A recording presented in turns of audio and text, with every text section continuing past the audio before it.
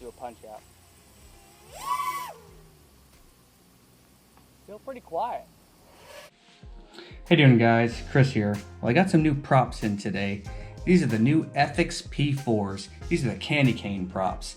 And they look pretty good. I'm gonna take these and I'm gonna put them on the clearance quad here.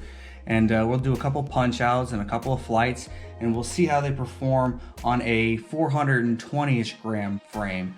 I've seen some people put them on heavier quads, and we're gonna put them on a lighter quad this time. So let's see how much this guy weighs. So he comes in at 3.7 grams. Not exactly a heavy prop, that's pretty good. So what is this? This is a 5x4x3R. So there you go.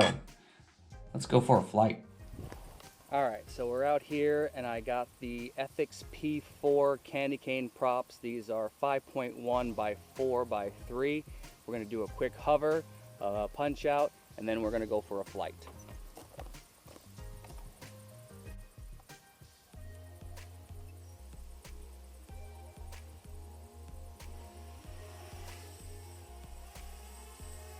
Wow, I'm really low in the throttle.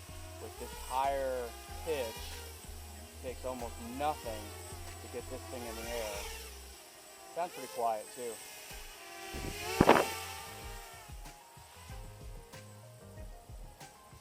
Alright, let's do a punch out. Still pretty quiet.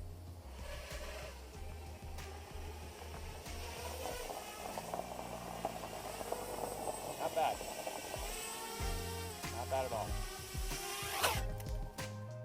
So here we are back in my favorite flying spot. I kind of missed it. So here we have the P4 props and I'm climbing up this cliff face, about to do a punch out here just to see how much control I have while doing punch outs. And it was pretty impressive. I really liked the aggressiveness, the speed, and I didn't see any vibration in that punch out. So it's pretty controllable. I was actually kind of worried that this higher pitch prop on these 2205 motors would be too much for it, but no, they were just fine. The amp draw was pretty low. While just doing basic cruising, I was somewhere between 3 and 4 amps, and during punch outs and more aggressive maneuvers, I was right around 26 to 27 amps, so nothing out of the range of the ordinary. As of right now, 2 of my favorite props are Ethix props, the lemon lime props and the peanut butter and jelly props.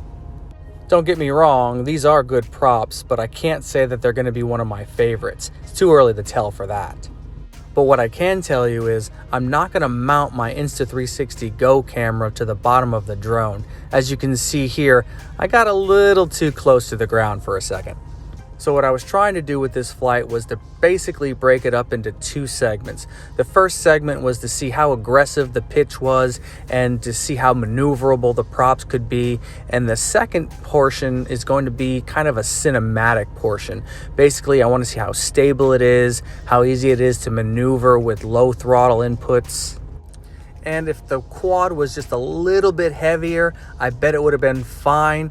But, you know, since it's such a light quad at 425 grams, it was a little touchy. I tried to get in close, and every time I'd make even the slightest adjustment of the throttle, it would just jump too high. And it didn't seem very cinematic. Maybe a lower pitch or a heavier quad. It's always important to match your quad to the right prop. Well, thanks for watching, guys, and don't forget to like and subscribe.